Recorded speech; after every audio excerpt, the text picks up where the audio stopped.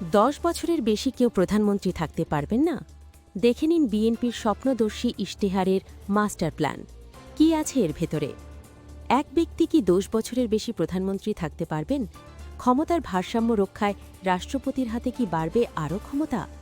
আজ রাজধানীর এক অভিজাত হোটেলে নিজেদের নির্বাচনী ইশতেহার প্রকাশ করে বড়সড় পরিবর্তনের বার্তা দিল বিএনপি। জুলাই বিপ্লব পরবর্তী প্রথম নির্বাচনে বিএনপির এই নতুন সামাজিক ও রাষ্ট্রীয় চুক্তি আসলে কতটা বাস্তবসম্মত? বিস্তারিত থাকছে আজকের বিশেষ বিশ্লেষণে।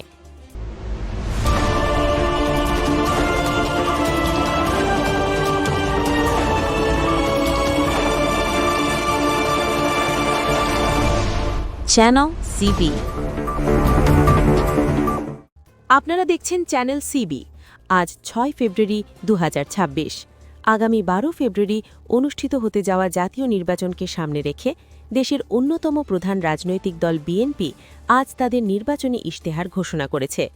হোটেল সোনারগাঁওয়ে আয়োজিত এক বর্ণাঢ্য অনুষ্ঠানে ইশতেহারটি জাতির সামনে পেশ করেন দলটির ভারপ্রাপ্ত চেয়ারম্যান তারেক রহমান।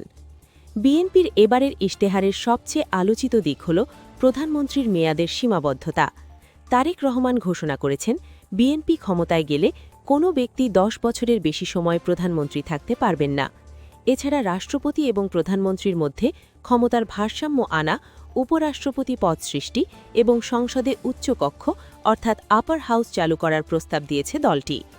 ইশতেহার পাঠকালে তারেক রহমান 3টি বিষয়ের উপর সর্বোচ্চ গুরুত্বারোপ করেন: দুর্নীতি দমন, আইনের শাসন এবং জবাবদিহিতা।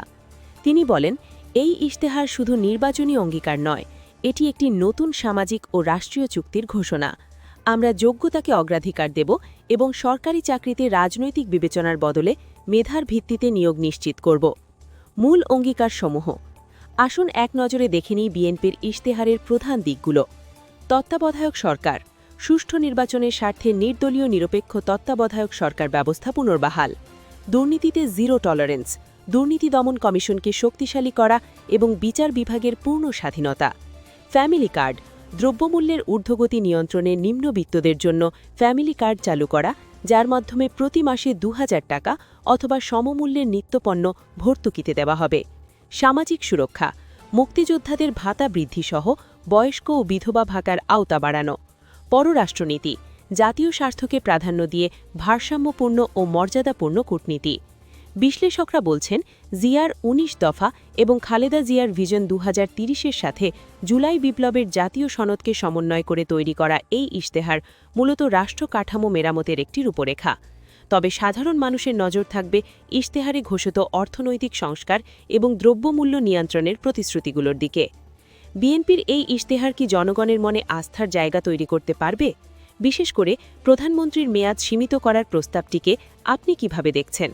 আপনার মূল্যবান মতামত কমেন্ট করে জানান। রাজনৈতিক সব খবরের দ্রুত আপডেটের জন্য আমাদের চ্যানেলটি সাবস্ক্রাইব করুন। দেখা হবে পরবর্তী ভিডিওতে।